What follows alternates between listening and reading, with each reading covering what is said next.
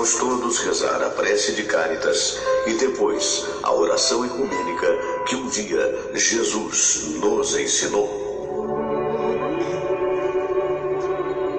Deus nosso Pai, que sois todo poder e bondade, dai a força àqueles que passam pela provação. Dai a luz àquele que procura a verdade. Põe no coração do homem a compaixão e a caridade. Deus, dai ao viajor a estrela guia, ao aflito a consolação, ao doente o repouso. Pai, dai ao culpado o arrependimento, ao espírito a verdade, à criança o guia, ao órfão o pai. Senhor, que vossa bondade se estenda sobre tudo o que criastes. Piedade, Senhor, para aqueles que não vos conhecem. Esperança para aqueles que sofrem. Que a vossa bondade permita aos Espíritos Consoladores derramarem por toda parte a paz, a esperança e a fé. Deus, um raio, uma faísca do vosso amor pode iluminar a terra. Deixai-nos beber nas fontes dessa bondade fecunda e infinita, e todas as lágrimas secarão, todas as dores se acalmarão. Um só coração, um só pensamento subirá até vós, como um grito de reconhecimento e de amor. Como Moisés sobre a montanha, nós vos esperamos com os braços abertos, ó bondade, ó beleza, ó perfeição. E queremos de alguma forma alcançar a vossa misericórdia. Deus, dai-nos a força de ajudar o progresso a fim de subirmos até vós. Dai-nos a caridade pura, dai-nos a fé e a razão, dai-nos a simplicidade que fará de nossas almas o espelho onde há de se refletir a vossa santa imagem.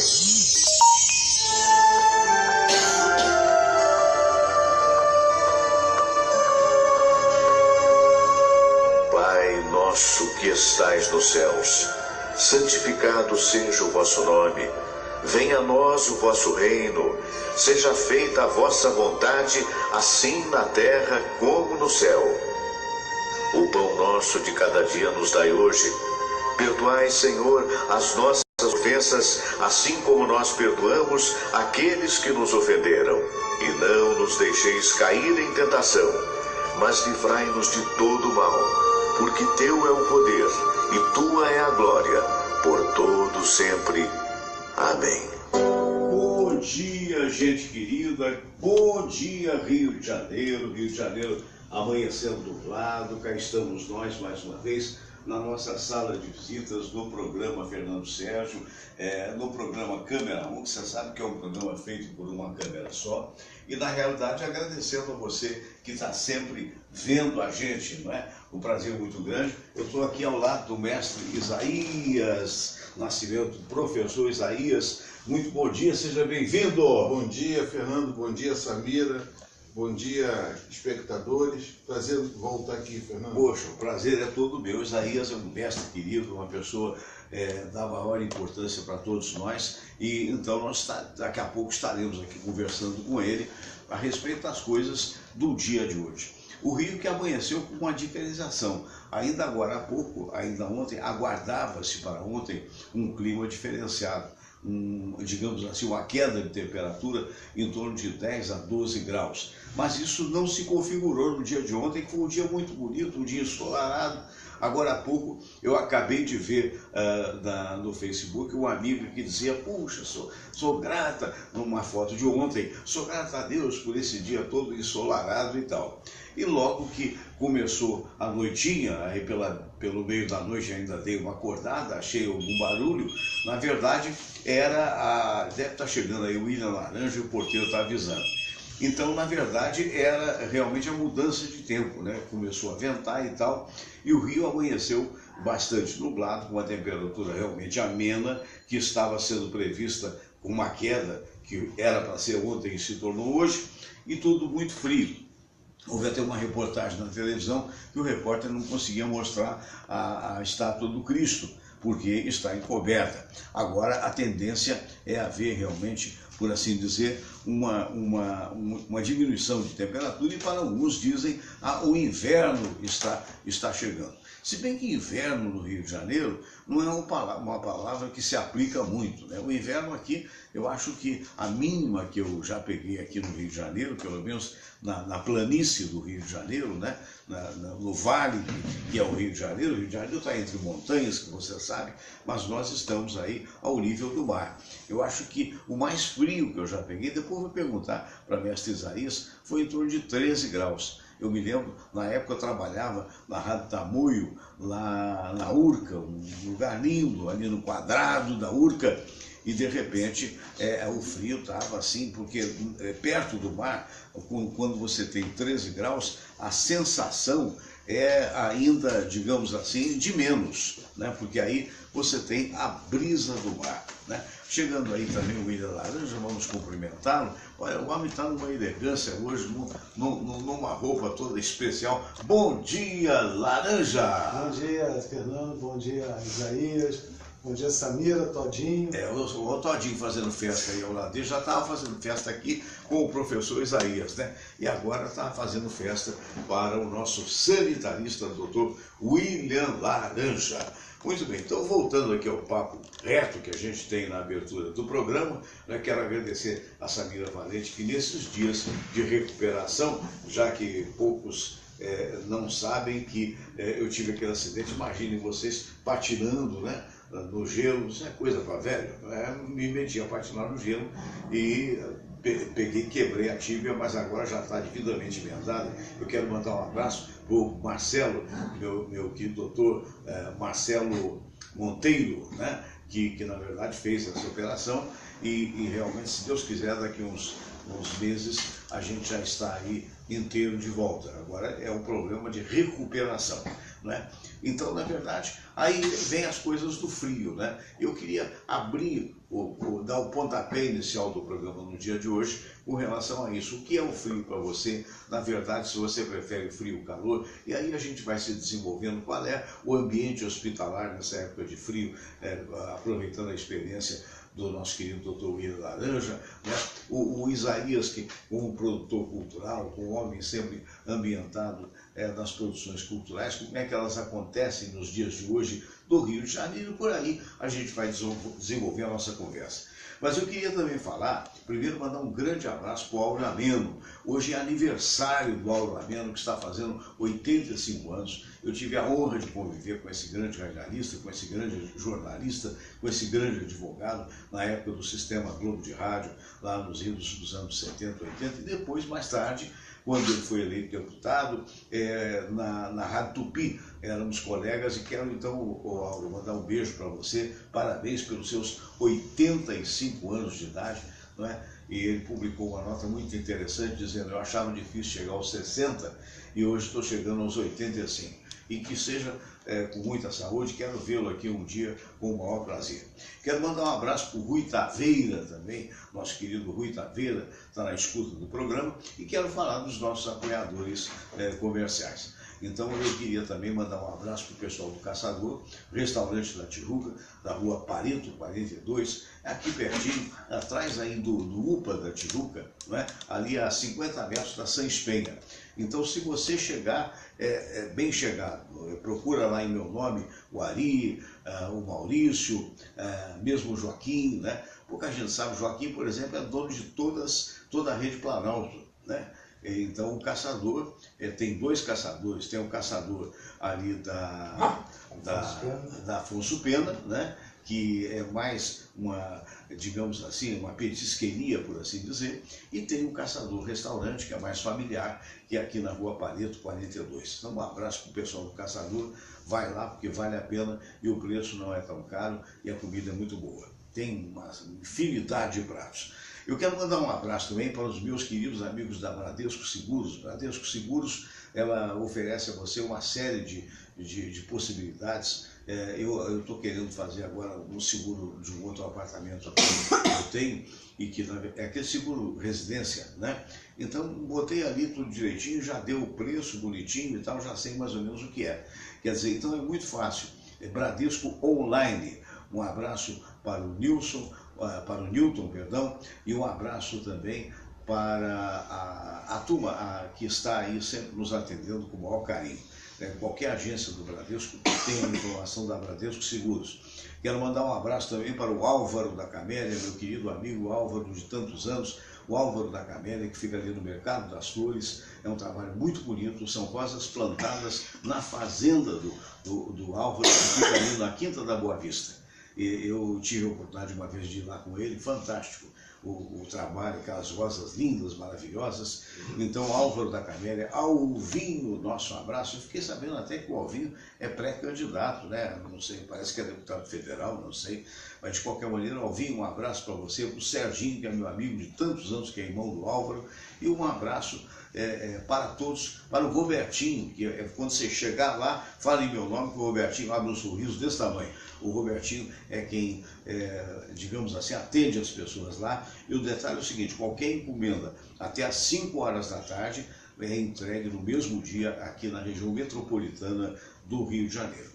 E queria lembrar também das espadas katana. Espadas katana são espadas maravilhosas, né? Você pode acessar o site da espadascatana.com.br ou, se você preferir, você pode, no Facebook mesmo, após o programa, você bota lá Espadas Katana. E aí você vai ver a quantidade de espadas que possui e comentar para os nossos amigos lá do exterior, para a Tônia Elizabeth Miami, para o Marco Silva, que agora há pouco nós comentamos sobre ele, o Isaías, lá em Austin, no Texas. Quero mandar um abraço muito grande também para a turma lá da Europa, o Jorge Trigo lá em Lisboa, porque está para ser lançado o site internacional da Shotokan, que é a empresa que importa as espadas do Oriente e que vai também vendê-las não só em Portugal, na Europa, como também nos Estados Unidos, numa venda direta.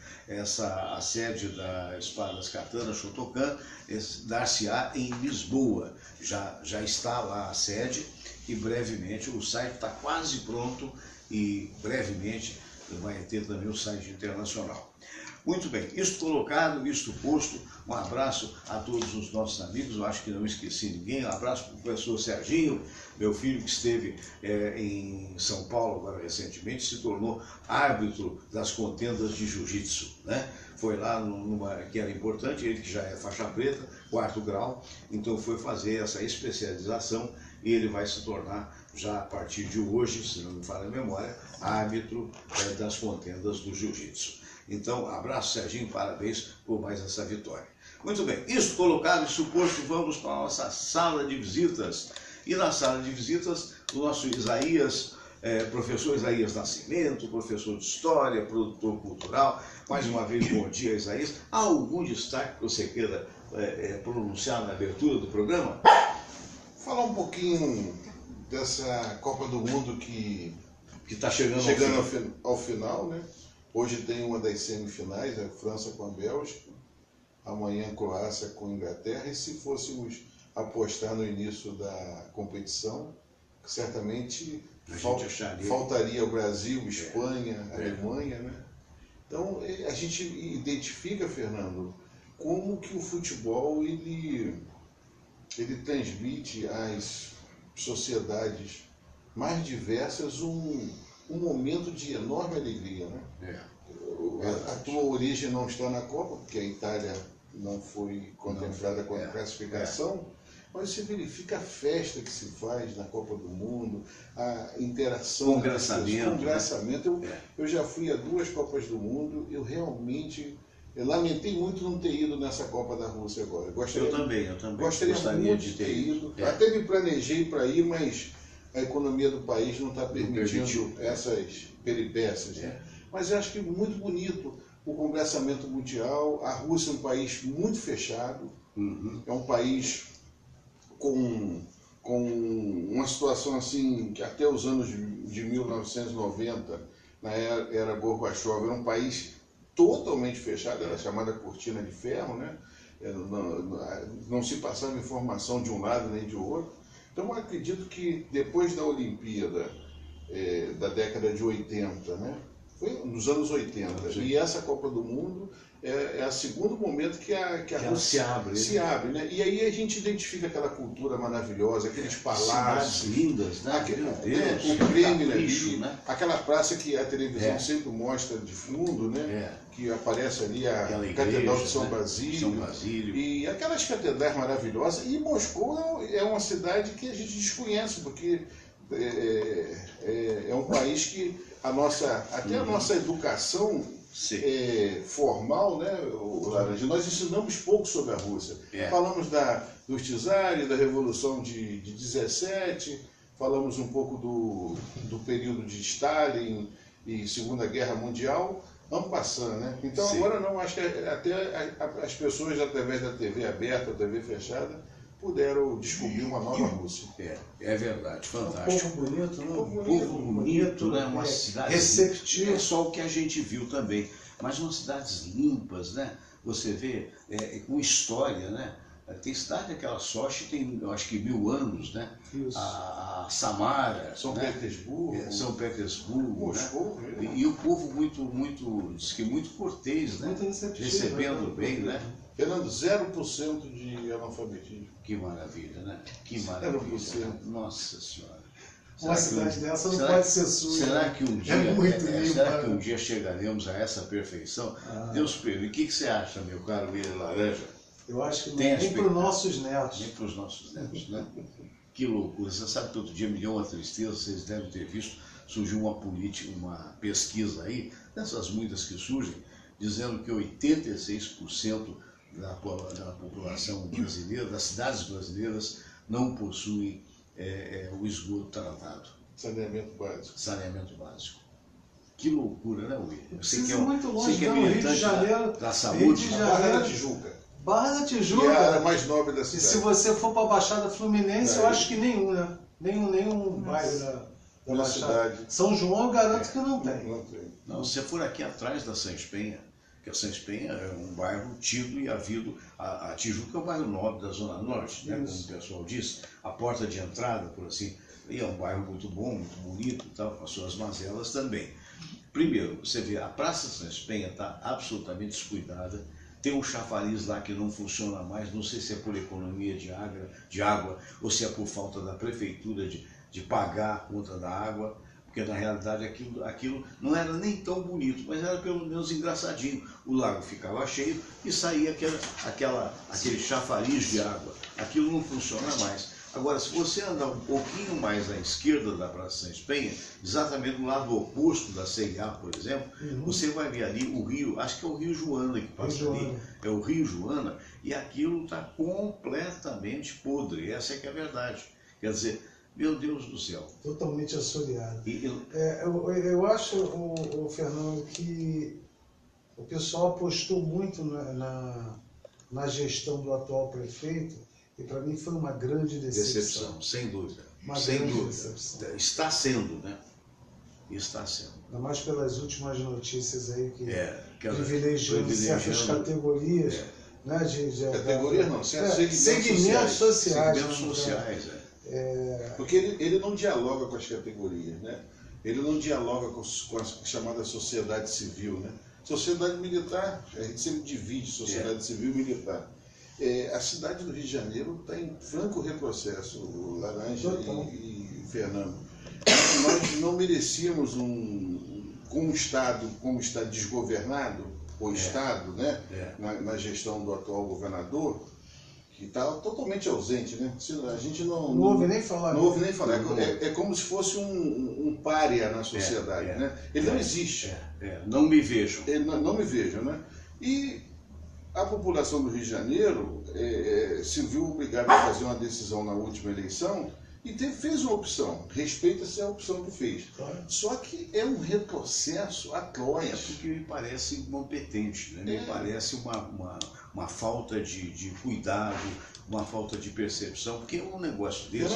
Eu tenho um exemplo, Laranja. Eu tenho um exemplo seguinte. Eu sempre soube, Samira, que o vice-prefeito que foi eleito e faleceu, ele sempre foi respeitado como um dos maiores especialistas em transporte do país. Sim. Pois ele foi eleito quando a pessoa olhava a chapa, é o seguinte, ele vai cuidar do trânsito, ele vai cuidar do transporte. Ele foi um sujeito que ficou à margem da administração pública.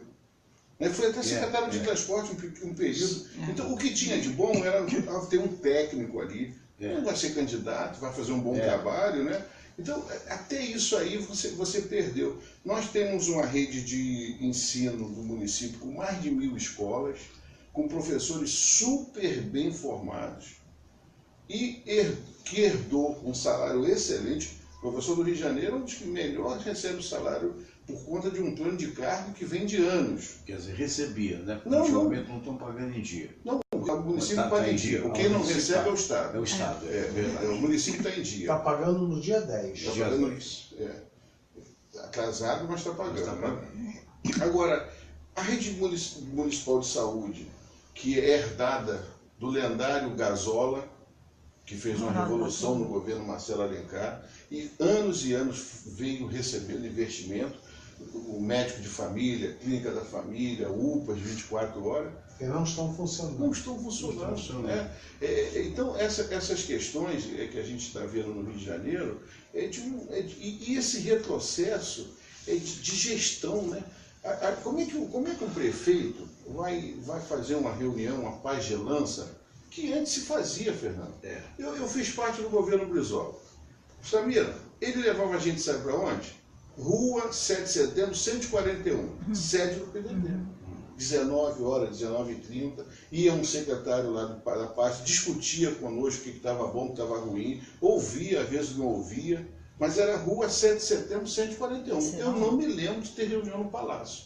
Não me lembro. Que saudade do Brizola. Né? E a gente falava de governo ali, discutia com o Brandão Monteiro, que era o secretário de transporte, discutia... Mas ele tinha habilidade de dividir esses nichos, né? Essas reuniões. Quer dizer, é aquela história. O cidadão em questão, que agora está ocupando até a Rede Globo, eu acho que injustamente, porque é aquela história, gente, você não pode priorizar uma religião em detrimento de outras. Não é? Isso é óbvio. Agora você pode fazer reuniões isoladas desde que você faça com todos. Aquela frase, vocês identificam se ali perto de uma igreja pode botar um ponto de ônibus? É terrível. Aquilo é terrível. Então o centro de Umbanda vai ter direito de pode atravessar e ser atropelado. O centro de Umbanda botar um quebra-molas. A cidade do Rio de Janeiro, é uma das que tem mais igreja no país. Porque quando a sociedade portuguesa se implantou aqui, bastava que a família Laranja, a família Gradinete, aí o sujeito melhorava um pouquinho de vida, ele fazia uma capela, da capela fazia uma igreja e ele se sentia poderoso. Tanto é que nós devemos ter aqui, se eu não estiver enganado, me perdoe, como professor de história errar um número desse, mas aqui na grande cidade do Rio de Janeiro deve estar em 100 igrejas. Eu imagino. Tá certo? Por aí. Tá mas, certo? Mas são igrejas. Mas imagina se toda igreja. Até, digamos que hoje metade delas seriam igrejas católicas. Mas eu acho que quanto mais, porque a igreja, na minha opinião, desculpe, me corrija, professor, se eu estiver errado, eu acho que é uma um dos grandes empreendimentos, né? Porque é o local que gera mais recursos, se aproveitando que o fiel, o cara só vai à igreja quando ele está com algum problema. É muito difícil o sujeito frequentar, né? Justamente, ele está com um familiar doente, ou ele mesmo está doente, ou ele está numa situação financeira. Aí ele busca. Então ele busca aquilo ali, e a religião, na minha opinião, não que eu seja ateu, tá? Mas eu acho que ela se aproveita um pouco do desespero do cidadão para arrecadar alguma coisa. E não paga imposto. Eu só acho que teria que pagar imposto. E nem IPTU. Eu só acho que teria que pagar imposto. O IPTU mesmo, o prefeito falou. Até porque eles arrecadam bem. Muito, né? muito. Arrecadam bem. Um dos processos mais absurdos é quando um governo sucede o outro, naturalmente, e ele pega aquelas obras que estão inacabadas e não dá prosseguimento. O caso da Avenida Brasil é um caso terrível, porque a Avenida Brasil, além de gerar muitos acidentes de trânsito, ela virou um lugar muito inseguro. Lembra que o filho de Oscar Berro sofreu um atentado lá nos dias? O Igor, por quê? você tem que diminuir a velocidade, determinadas horas da noite é terrível. Eu cheguei de viagem terça-feira passada, tem uma semana, de Teresópolis. Eu peguei o último ônibus lá, 10 horas, 22 horas, Teresópolis, Rio. E como eu cheguei no Rio de Janeiro, era 11h40. Olha, o motorista veio desviando de buracos. Mas é isso mesmo. Sabe, isso aí eu estou falando de 23h40 de um dia agora, a semana passada. Então, você tem a Avenida Brasil que não acaba. Você tem aquele legado, entre aspas, dos Jogos Olímpicos, que ninguém... Entre aspas. Aquilo vai acontecer.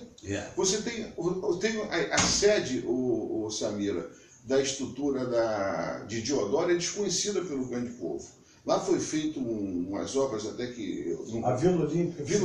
A Vila Olímpica de Diodoro é uma coisa assim... dominada por traficantes. Eles vão para a piscina para ficar fazendo exibição com fuzil dentro dela. E o que é pior, né? Porque todos nós vimos recentemente uma criança que não mostraram o rosto, né? E que estava usando um fuzil desses pendurado no ombro, porque não tem escola.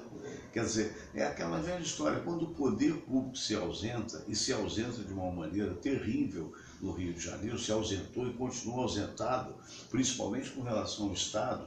Há pouco tempo nós tivemos, até vou preservar o nome, ontem até cometi uma inconfidência, porque acontece no calor da conversação, mas não é bom, né? Pelo menos sem autorização, você dizer o nome de A ou de B, principalmente quando esse A ou B está prejudicado porque não recebe salário. Ou porque recebe, agora estão cogitando, fiquei sabendo recentemente, de pagar os próximos salários do Estado em prestações. Quer dizer, William, o que esperar? É um negócio absurdo, porque nós temos aqui... Eu estava outro dia em Gramado e vendo até o que o nosso querido Isaías chamou de jardineira, porque nós tivemos aqui no Rio, né, uma jardineira em tempos passados, que circulava pela Zona Sul, mas era agradável de se ver. Hoje nem isso tem. Hoje você tem uns jipões para turista, que pelo menos o cara só vai onde não tem tiroteio e é caro. Totalmente inseguro aquilo. Totalmente inseguro. É vazado. E você vê numa cidade como Gramado, por exemplo, o Bus Tour, né, que é, na verdade, a mesma coisa que tem em Paris, a mesma coisa que tem em Londres, de 2 andares, a mesma coisa que nós tivemos a oportunidade de jantar em Portugal, né? Onde você tem a narrativa gravada, contando as coisas da história, onde são aproveitados homens de cabeça, como é o caso aqui do Isaías, professor de história, para contar a história da cidade. Quer dizer, e você está largando a cidade na mão de marginais. Não, uma coisa que eu acho inconcebível, até a própria TV, aquela área é dominada pelo tráfico. Gente, olha só, a área tem que ser dominada pelo Estado e não é pelo tráfico. Então, a própria imprensa já está admitindo essa deficiência, né? essa mazela do área dominada pelo tráfico. Não existe estações isso. do BRT não existe dominadas. Isso. Tem que ser dominada pelo Estado, não pelo tráfico. Não é? Quer dizer, e a coisa parece que não se soluciona. Vocês já esteve em Gramado, acredito que o William também. Você sabe que há 8 anos que eu não ia, né? E no que eu pude observar, nesses poucos dias que ali passamos, uma cidade absolutamente organizada, um turismo absolutamente organizado. Voltada para o turismo. O sul como no todo, né, o Fernando? Eu acho que realmente é um outro país. Mas você vê que é algo tão emblemático e especial, que é aquela coisa de você chegar não tem sinal, não tem semáforo, como diz o paulista, né? E você tem as faixas de pedestre, e quando botou o pé ali, o carro para, os carros param. Brasília é assim também. Né? Brasília Só que Brasília a gente não tem essa coisa bucólica, essa Sim, não uma coisa totalmente planejada. Planejada e fria, né? Fria. A bem da tem lá um povo maravilhoso, que é o povo brasiliense, que veio lá dos candangos, né, na época do Juscelino Kubitschek. Você acha que Brasília foi uma boa para o Brasil, ou Isaías? Está sendo... Fernando, já são 58 anos. 58. Né? O Brasil, se a gente fazer uma narrativa rápida, né? Os portugueses demoraram quase 30, 40 anos para ocupar o Brasil naquela época, né? Eles descobriram, mas deixaram os holandeses espanhol. Franceses também. Franceses, né?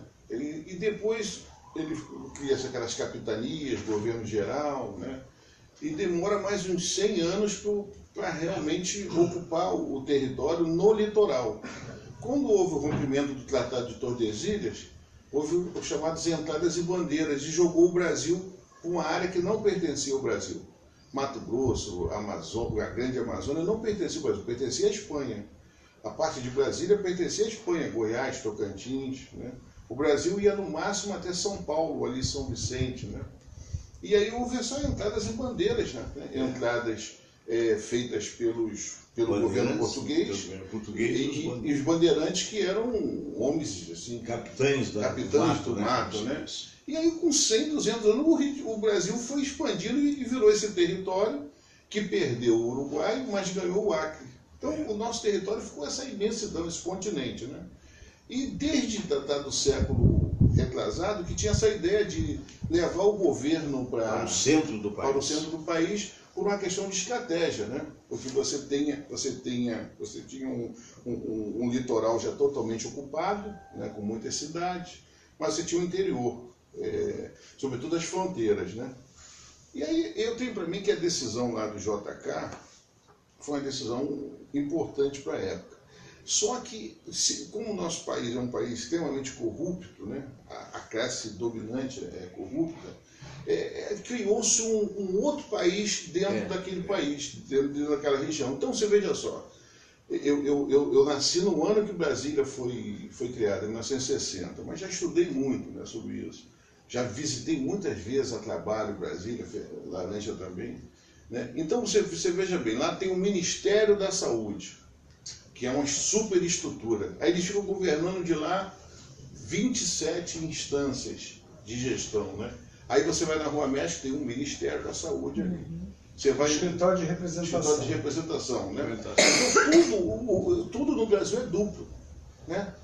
Eu queria entender, por um país como a Rússia, que tem o mesmo tamanho quase do Brasil. Maior. O maior país do mundo. Um país do mundo. A China. Como é que você administra aquele país? Ele consegue. Com competência. Com competência, né? Competência. O que acontece é o seguinte, houve uma necessidade, olha que coisa interessante. 2 vezes aconteceu isso no Brasil, aconteceram essas situações. Primeiro na ocupação, então pegaram os portugueses, vamos levar para lá, vamos dar um prêmio, né? E pegaram aquelas pessoas também que tinham... chamadas capitanias hereditárias. E tinham os punidos. E podia... Tinha a bandidagem também que veio para cá. Mas tem muita gente que veio para... né? E de várias nações, veio judeus, alemães... Da Itália, para a sua... 1850. Agora, eu tenho para mim que tem que ter uma correção. Meu bisavô chegou aqui. Tem que ter uma correção, Samira, sabe? De entendimento da coisa pública, porque Brasília ficou uma coisa negativa, né? na nossa visão. Eu vou dar um exemplo para vocês. A gente falou de Copa do Mundo. Brasília não tem futebol profissional. Brasília não tem clubes de futebol. Na 4ª divisão não tem. O Brasil tem 4 divisões de futebol. E tem mais 4 que são semi-amadoras. O Brasília não tem time de futebol. E Brasília fez o estádio de futebol mais caro da Copa do Mundo. Olha. É uma loucura. O estádio Mané Garrincha, e que eles tentaram até mudar o nome, botar o nome de uma outra pessoa lá, quando estavam refazendo o estádio, ele é o estádio com maior denúncia de corrupção do que o próprio Maracanã. Né? E o governador de lá não está preso ainda, mas vai ser preso. É questão de tempo. Agnello Queiroz, do PT, diga-se de passagem. Foi até presidente da Anvisa, né? Isso. Lá não tem time de futebol. O público lá, tem um público popular nas cidades satélites, né? Mas não tem time de futebol. Como é que você vai fazer um estádio de futebol sem time de futebol? Então gastaram quase 2 bilhões, isso é o dinheiro que a gente sabe, que está no orçamento, para fazer um elefante branco lá, e que não é usado. O Flamengo tem que sair daqui do Rio, o Fluminense tem que sair do Rio, para utilizar aquilo lá. Aí utiliza aquilo lá, é arrendado. Para dar uma vida. Para dar uma receber vida, algum dinheiro. Mas Fernando, então isso louco, né? Isso demonstra como é que o Brasil investe mal. Mal. Eu fui recentemente lá em Natal, fizeram a Arena das Dunas. Olha, eu vou te falar, que estádio bonito. É bonito. Que concepção. Fiz até uma palestra lá para turista lá sobre futebol no dia que quando eu estava lá na região, graças a Deus, foi um passeio muito legal. Arena das Dunas, os clubes de ABC, Alecrim e América disputam a 3ª divisão do país. E tem um estado daquele. Por que fizeram aquilo? Porque naquela época, Samira, o presidente da Câmara era o deputado federal de Rio Grande do Norte, que está preso, Henrique Alves. Ele tomou uma decisão junto ao governo federal, disse, eu quero a minha cota, tem que fazer meu estádio lá. Tá certo? Então, certo. Você veja bem, eles fizeram o estádio de futebol sem nenhuma necessidade. Aí gastamos mal. Cuiabá não tinha necessidade de ter campo de futebol. O Pucci fez a mesma coisa agora, Fernando. Ele fez estádio de futebol que não vai ser utilizado nessa Copa do Mundo. Mas não vamos comparar a economia russa com a economia brasileira, né? E outra coisa, hein? Vai ter uma descoberta do turismo para a Rússia agora fenomenal. Fantástico. Sim. Tá certo? Porque aquelas catedrais, aquelas igrejas, aqueles museus extraordinários, toda aquela concepção, é uma língua difícil, né? Mas vai ter que ter serviço. Aquela estação subterrânea bem profunda. É um legado da Copa, né? Não deixa de ser um legado da Copa. Então, quando a gente volta a falar de Brasília, não foi o caso, por exemplo, da Copa do Mundo atual, porque você tem ali 6 ou 7 cidades históricas, né, da Rússia. A Rússia é milenar, tá certo? Então ela tem... E o Putin tinha uma ideia de se fortalecer junto com o primeiro-ministro Medvedev, se eu não me engano o nome dele, e eles fizeram um projeto para a Rússia, né, um e outro, né? Nós não tínhamos projeto aqui para a Copa do Mundo, porque a Copa do Mundo deveria ter trabalhado com turismo. Agora, eu queria falar mais de uma habilidade com relação a vocês, ao tempo que nós estamos aqui. Eu esperava que, quando tocasse nesse assunto, tivesse frio, mas já estou vendo restos de sol ali aparecendo. E aqui é a cidade do sol, né? Você prefere o frio ou o calor, William? Tem duas vertentes aí, né? O calor, você se sente mais uma liberdade maior de andar com pouca roupa, pode botar bermuda, pode botar e tal. E o frio, eu acho que você fica mais elegante. Mais elegante, no todos frio, ficamos. Né? E ao mesmo tempo, a tua casa passa a ser o ambiente mais aconchegante, né? Agora, tem uma pergunta aí que eu acho que se impõe nesse assunto, queria ser o seu comentário depois do Isaías. É o seguinte, curiosamente, você pega um país como o Brasil, onde as regiões mais frias estão ao sul. E justamente o sul, que é o mais desenvolvido, né? E curiosamente o norte, que hoje é muito bonito, recentemente eu tive em Fortaleza, já tive em Maceió, aquela região toda lá, e você ali tem um potencial para turismo enorme e de uma certa forma até bem explorado. Mas a gente sabe que vem a reboque, quer dizer, na verdade, os estados do sul são os mais produtivos do país e coincide com o clima frio. Você acha que o clima frio, ele, na verdade, ele estimula as pessoas a realizar? Eu acho que o clima frio te estimula a trabalhar assim, enquanto o clima quente te estimula o lazer. O lazer. Entendeu? Então, acho que a pessoa se dedica mais, a cabeça da pessoa fica mais focada no trabalho do que naquele lazer da praia, do churrasco de final de semana, enfim. Eu acho sim que o frio te estimula a trabalhar assim. Estimula. Vocês, Anias? Eu raciocino da seguinte maneira, são regiões completamente diferentes, uma comparada com a outra, né? Se você pega do sul, de São Paulo até o Rio Grande do Sul, com a beleza daquela região, então você vê Curitiba é uma cidade, hoje, cujo turismo é um dos melhores do país, em termos de serviços. Uhum. Você tem as praias de Santa Catarina, que são exuberantes para turismo, né? Você tem o Rio Grande do Sul, a Serra Gaúcha, o Porto Alegre é um porre, é horrível o Porto Alegre, não vai poder, né? Mas você tem umas cidades ali fabulosas no entorno, né? Então, eles tiveram de investir realmente no turismo, né? E isso foi uma descoberta. E o turismo não é somente beleza, é a qualidade de serviços. Então você tem que formar mão de obra adequada, você tem que ter... Pô, você chega em Curitiba, você tem lá um bairro chamado Santa Felicidade, você vai lá, você tem um bom restaurante, você chega Você tem um restaurante lá para 5 mil pessoas, mas que não que é coisa de nível mesmo. Imagino que não é caro. Você sai de um centro desse que o Isaías está falando, né? E você pertinho tem São José dos Pinhais. Que, poxa, você simplesmente sai da exuberância de uma grande cidade para uma cidadezinha do interior totalmente aconchegante também, que eu acho que São José dos Pinhais, se eu pudesse morar lá, eu moraria lá com certeza. Né? Você falou de Florianópolis, a praia de Floripa, né? Ali no caso. Você não conhece a praia de Bombinhas. Você já ouviu falar, Isaías? É outro mundo dentro do Brasil, você está entendendo? Não tem violência, é uma cidade maravilhosa, com tudo que você precisa e uma calma extraordinária. Ou seja, o Sul te dá muito mais, como é que eu posso dizer, assim, aquela sensação de segurança, acolhimento e segurança. A mesma coisa, Salvador é maravilhoso, poxa, Maceió é maravilhoso, mas a violência de lá acho que está pior do que do Rio de Janeiro.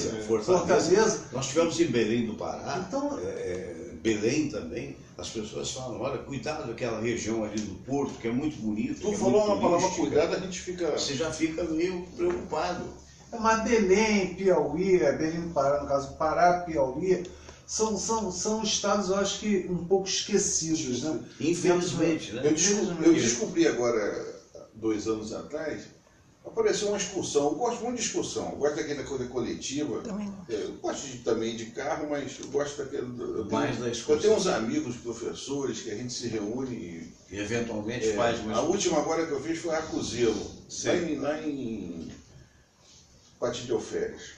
Mas eu fui agora na cidade, há 2 anos atrás, que eu não sabia. Eu queria conhecer a fonte, a nascente do Rio São Francisco. Tem aula sobre geografia, mas tudo sobre... Eu fui lá, conheci. Mas eu conheci uma cidade ao lado, chamada Capitólio, onde tem os chamados quênios. Eu fiquei deslumbrado. Um passeio de barco nos quênios desse lugar chamado Capitólio é uma região, assim, um lago de Furnas. Fernando, é um negócio do outro mundo de beleza. Você põe no Google, aí você põe assim, cidade de Capitólio, Minas Gerais. Então, o Brasil está se descobrindo ainda sobre essa questão de lugares, de beleza, de turismo, né? E a gente tem que viver, tem que conviver com essas temperaturas. Com essas descobertas. Com essas descobertas e com o que tem de bom lá. Mas o que nos deixa isso, essa realidade que você está falando, de Capitólio, que o William também falou, como é que é o nome da cidade mesmo que você falou? Que Praia de Bombinhas. Praia de Bombinhas, né? São realidades que mostram que o turismo, ele disponibiliza paralelamente segurança, alegria e acolhimento, né? Se é possível acontecer isso no Sul ou nessas cidades que você está divulgando, por que não? Quer dizer, é uma questão realmente de competência, por que não fazer isso no resto do Brasil? Não é? Quer dizer, é um negócio que a gente... Geraldo, quem está perdendo espaço é o Rio de Janeiro. Totalmente. Quem está perdendo espaço nessa situação é o Rio de Janeiro. Porque o que está acontecendo? Você compara a questão de segurança e preço. Certo. Tá certo? Então o sujeito vai lá, o hotel lá é mais barato, né? Você sabe que qualquer voo que vem internacional tem que passar por São Paulo. Isso. Né? Primeiro desce para em São Paulo, para depois ele vir para qualquer... Às vezes o sujeito vem... Passa por Guarulhos obrigatoriamente. Então isso aí começa a gerar uma situação no país de que o turismo vai sendo direcionado, né? A capital de São Paulo, por exemplo, ela, apesar de ter uma economia fortíssima, ela não tem muitos atrativos. Eu gosto de ir a São Paulo, gosto de visitar aquela área, a área italiana, maravilhosa, né? O Brás, aquilo ali, onde até o Gerry nasceu. Gerry Adriani. Eu fui visitar lá o Brás. Saudoso Gerry Adriani. E quero até informar aqui o Fernando vai me permitir fazer esse parente. Eu estou cuidando de um projeto com a Sheila, com a viúva, com o fã-clube. Nós vamos inaugurar a rua Gerry Adriani, no bairro de Santa Cruz. Eu já anunciei lá no meu Facebook. Em agosto, nós vamos... Eu amanhã estarei indo na rua que foi decretada pelo atual prefeito, né? Ele criou um bairro lá, Laranja, com rua Huig Neto, rua Elke Maravilha, rua Gerry Adriani, né? Eu vou me importar com a rua Gerry Adriani porque é meu amigo, né? Os outros, as famílias que cuidem.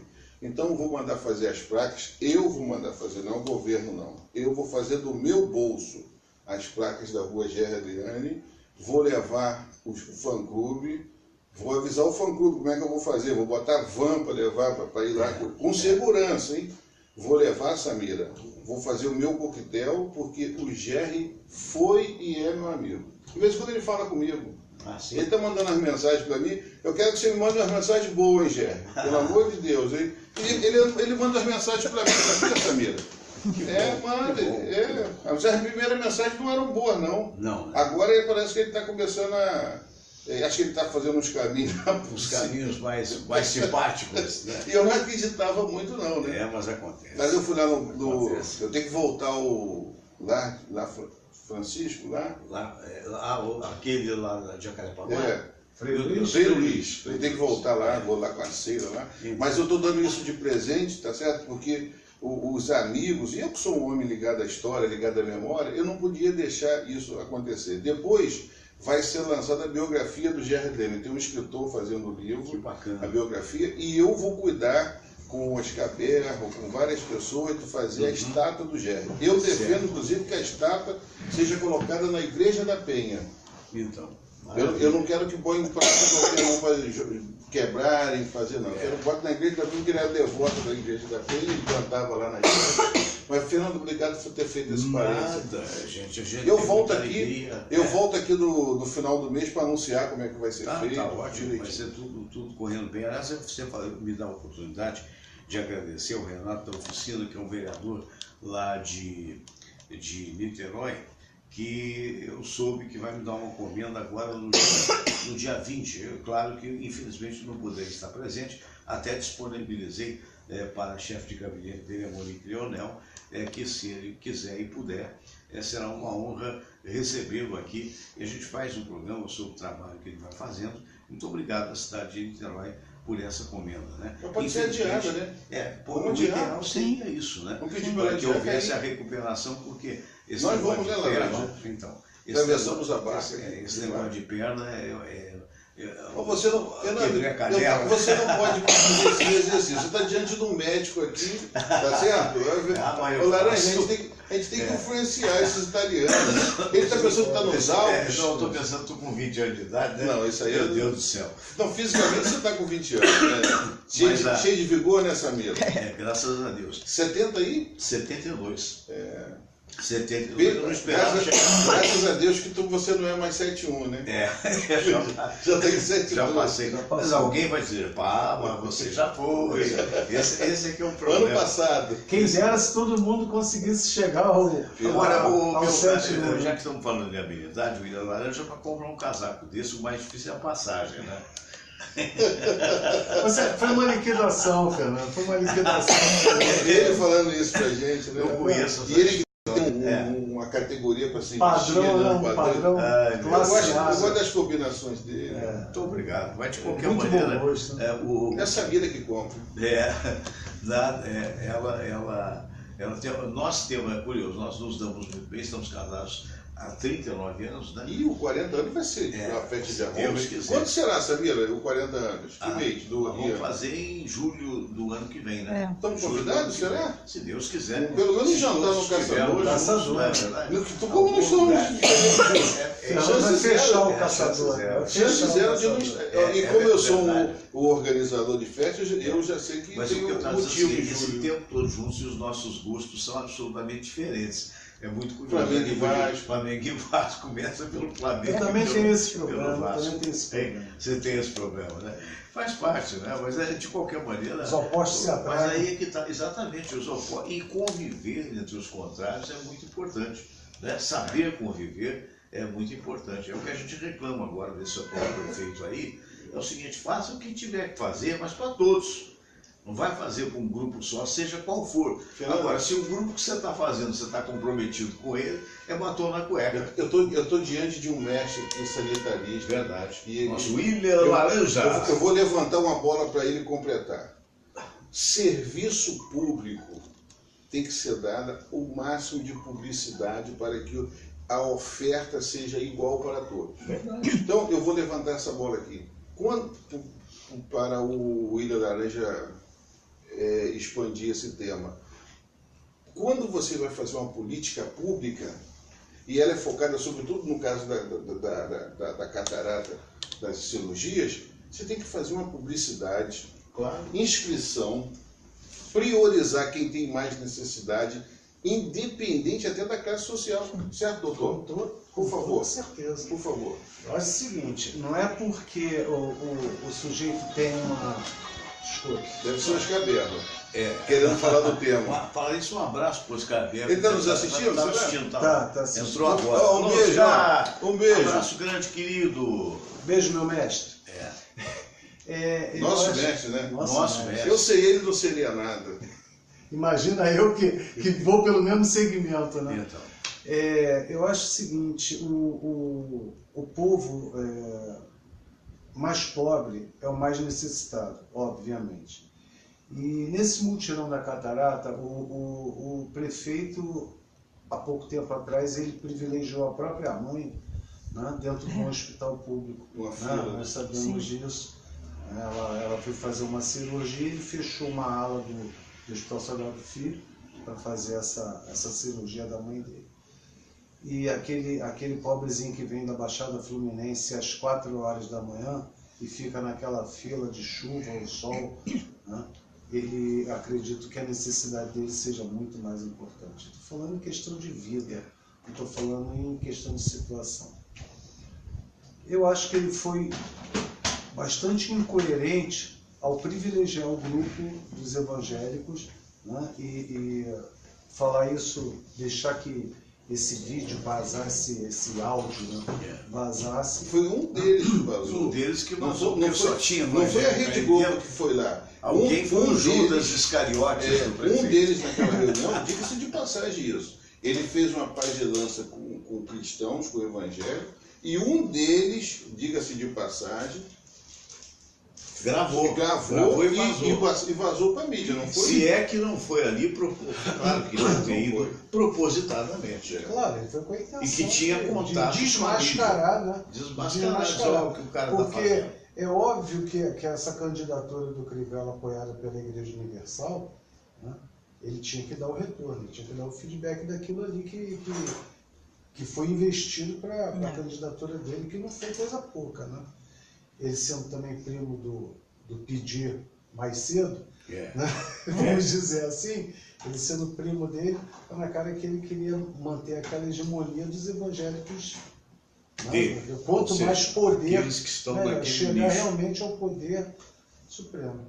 Agora, o povo está muito largado, Fernando. Esse negócio essa criação do sistema de regulação, CISREG, famigerado CISREG, né?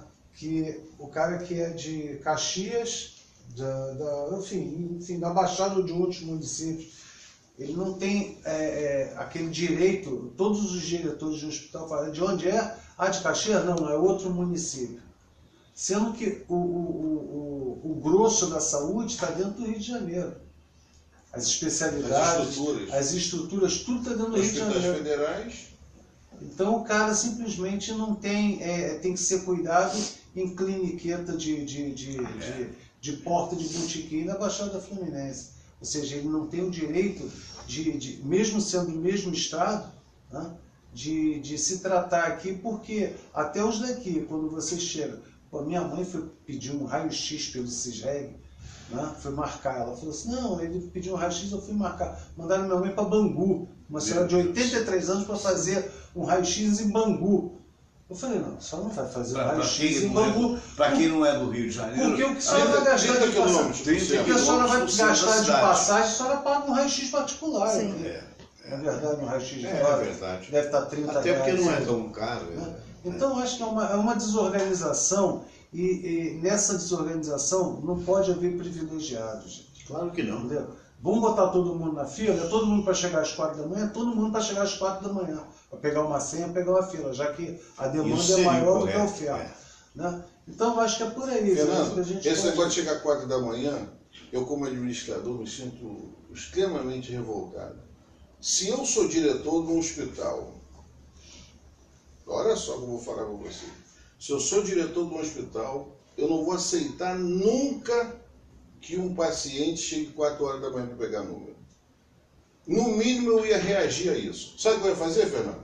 Eu ia chegar 4 horas da manhã e instruir senha. Eu, como diretor. Vocês voltam a partir das 8 da manhã com a senha. Eu estou com a senha aqui. Eu sou o diretor. Sim. Tá certo? Diretor de administração, não quero diretor médico lá não. Entendi. Porque quem se formou em administração fui eu. Eu que fui para a Fundação Getúlio Vargas, eu que fiz 4 anos de faculdade de Sinos, eu que fui para Brasília fazer ENAP. Então... Nós temos um exemplo do que você está falando, que é o Pedro Cirilo. Isso. O exemplo de gestão pública que o Pedro Cirilo tem, tanto é que ele exercendo no Hospital justamente, ele é altamente considerado e querido dentro do Hospital da Lagoa. Fernando, se eu sou diretor administrativo daquele hospital, eu não serei mais, não vou dar essa oportunidade para a sociedade. Eu não volto a trabalhar mais nesse tipo de situação. Só se vier um governo muito sério e eu esteja com índice, eu tenha disponibilidade, e se me pagar muito bem. Porque eu, Samira, atualmente, eu falo assim, eu quero ganhar tanto. Se me pagar, eu vou. Porque me preparei para isso. São 5 faculdades, são 8 pós-graduação e um mestrado. Não jogo isso no lixo. Claro. Tá certo, Fernando? Você não se valorizar, né?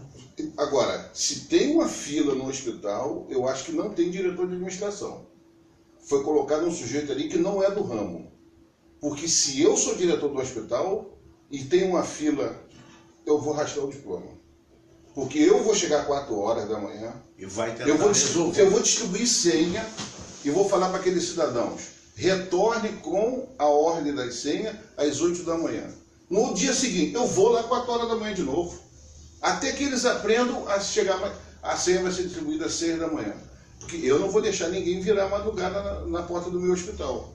Então, há um erro também, Fernando, de concepção, é muito improviso no serviço público. Você sabe o que Eles ganham eleição, Fernando, como esse evangélico ganhou aí, e bota gente que não tem competência. Fernando, eu sentei, ele sentou no banco da faculdade 4 anos, eu fiz 200 provas, eu li mais de 50 livros, eu fiz 8 pós-graduações, na Fiocruz, na Fundação Getúlio Vargas, na Escola Nacional de Administração Pública. Meus diplomas são sérios. Então, eles botam gente lá, Samira, que não tem competência, não sabe o que estão fazendo. Você lembra que o prefeito nomeou uma mulher para ser subsecretária de transporte, dizendo que era advogada, nem diploma tinha? É isso que está no serviço público, Fernando. E isso não é de hoje, não, é de sempre. Sempre aconteceu isso, mas só que agora está mais escancarado. Não precisa muito. A história do ministro do Trabalho agora, aquele rapazinho lá, que acabou sendo acusado pelo Ministério Público como títere do presidente do PTB, daquela mulher que ia Roberto ser Jefferson, a tal da... Como é que é o nome da mulher? Até esqueci. Brasil. Cristiano Brasil. Mas não é? A do barco lá, a do barco, os caras caras de peitos nus. Quer dizer, a pessoa não tem noção de que aquilo deprecia muito mais do que acrescenta. Mas como é que é o nome disso, professor? Nepotismo. burrice, falta de inteligência. Burrice. Olha só, Fernando, depois que o Fernando Henrique nomeou um economista para ser ministro da Saúde, eu joguei a toalha. Por que José Serra, como economista, foi ser ministro da Saúde? É porque ele tinha um projeto de ser presidente da Não, e República. outra coisa, a história agora do Ministério do Trabalho, que tem esse negócio, o rapaz foi defenestrado pelo Supremo. A gente nem guarda luta. Não tem que guardar, mas é o ministro de plantão, é o ministro de plantão, é por isso que muda tudo. Quer dizer, dependendo do favorecimento político, você nomeia A, B ou C, independentemente do mérito. Da chamada meritocracia foi para o brejo há muito tempo. E o resultado do país é esta M que você está vendo. Aquela obra que você começou, Fernando, não vai me dar voto, não vai me dar luminosidade, os holofotes não vão vir para cima de mim, então eu vou parar tu e fazer a minha. E aí você o dinheiro vai isso pro ralo. justamente. Isso vai Fernando, falta 1 minuto para as 9, estamos chegando ao final. Eu, de minha parte, quero agradecer aqui o convívio com vocês. Eu não tenho vindo eu muito, que agradeço, né? Eu voltei a trabalhar, sobretudo na parte da manhã, inconformado, inclusive, porque eu não gosto de trabalhar mais. Mas a situação financeira está tão difícil que eu voltei a trabalhar, Samira. E eu falo isso de público, eu não gosto mais de trabalhar. Eu sei. Eu cheguei aos 60 tem um tempo. Não, né? cheguei aos 60 anos, sabe? Mas não está tendo. Mas daqui a 2 anos que eu paro. Aí eu venho mais aqui, entendeu? Mas será um prazer, voltar a trabalhar. Um prazer. E a vida está difícil, hein? Eu sou grato ao fato de ter me aposentado já há algum tempo atrás, juntamente até com a Samira, cada qual com a sua referência, porque nesse momento é o que está sendo importante para todos nós. Eu não deixo de trabalhar naquilo que gosto, mas hoje fazendo de uma forma mais pessoal, digamos assim. Meu caro mestre Isaías, um grande abraço, sempre uma honra tê-lo. Quando puder, sabe, é só me ligar. Eu vou voltar, estou chegando. Vou voltar no final do mês para falar da inauguração da rua Gerard Adriano. Que maravilha, uma justa homenagem. Meu querido amigo, Dr. William Laranja.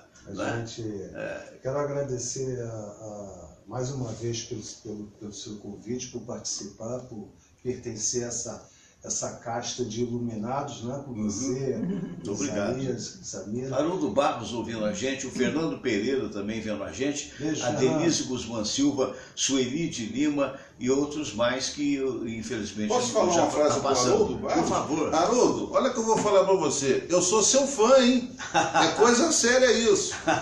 Somos fãs. Tem que vir aqui cantar. Por favor. Pelo amor de Deus. Olha, você está contratado por mim para fazer um show dia 5 de agosto, hein? Lá no bairro de Campo Grande. Não bota essa agenda com outro show em São Paulo. 5 de agosto, ouviu, Haroldo? E como essa notícia está sendo dada aqui no meu programa, tem 20% para mim de qualquer cachê, tá legal? Mas aí...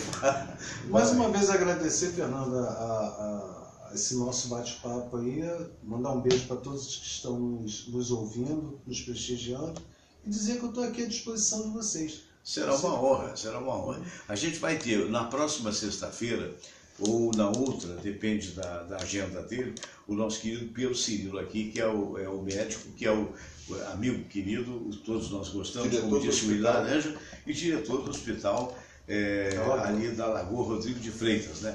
Aliás, um recado para o Berro, aquele meme que eu te mandei, meme é aquelas coisinhas engraçadinhas, né? Aquilo, na verdade, quem me mandou foi o Pedro Cirilo. Bota a culpa no Pedro Cirilo. Vou botar a culpa. O Pedro mandou um muito engraçado.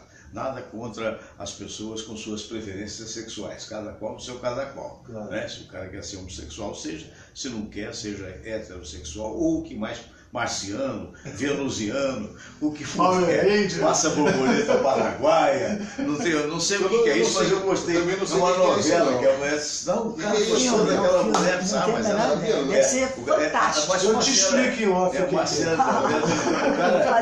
o cara gostou da mulher, não, ele deve ficar doido, porque a mulher fez até uma borboleta paraguaia. Tudo bem.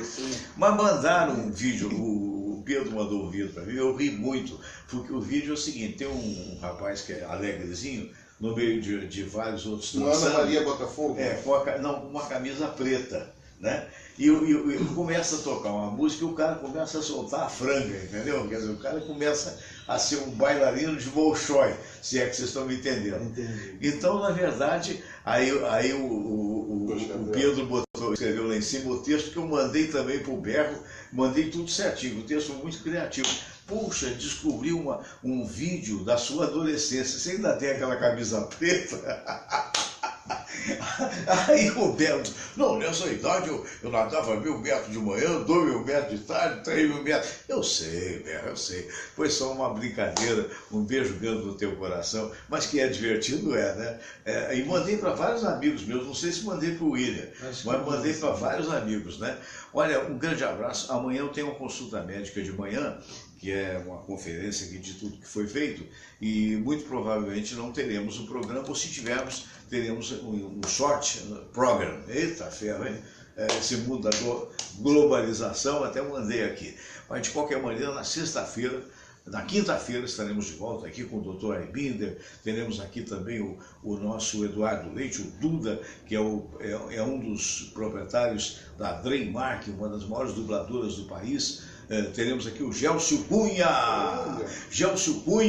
que pouca gente sabe disso. Gelcio Cunha é um exímio pianista. Ele não gosta que eu fale isso não, porque ele disse que estava com os dedos meio que duros, entendeu? E agora, quando voltou a tocar piano, ele vai lá na Caixa Econômica, onde tem um pianão lá. Sim. Rapaz, mas o cara é um artista, E o Gelcio está com o seu programa Conexão com o Mundo, né? Conexão com o Mundo, direto do aeroporto, entrevistando grandes personalidades. Vale a pena você procurar. Muito bem, então esta é a colocação, e eu queria dizer que este programa do dia de hoje estará logo mais no canal do Michel Menaia, que na verdade é algo bastante interessante, que é o canal esportivo, né? Então, às 11 horas, né? Nós teremos aí o programa lá. Um abraço para o pessoal da Felicidade FM também, que nos retransmite. Um abraço para o pessoal da Xanadu, do meu amigo Haroldo Barros. Alô, Haroldo! E se Deus quiser, então, até o próximo programa. A todos, bom dia, namastê.